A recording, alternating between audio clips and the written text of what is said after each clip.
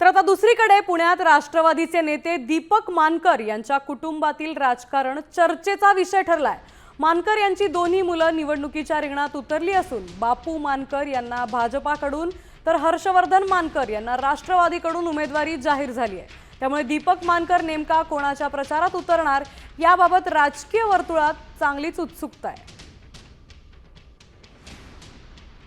संपूर्ण पुणे शहरातलं जर वातावरण आपण पाहिलं तर प्रत्येक प्रभागामध्ये म्हणजे जसं भाजपला वाटत होतं की आपल्याला इलेक्शन इझी जातील, तर तसं वातावरण आता राहिलेलं नाही। कारण की चांगले चांगले कॅन्डिडेट या ठिकाणी पॅनल चांगल्या पद्धतीने निर्माण करण्याचा प्रयत्न दादांनी केलेला आहे आणि मला खात्री आहे की चांगलं यश या ठिकाणी निश्चितपणानं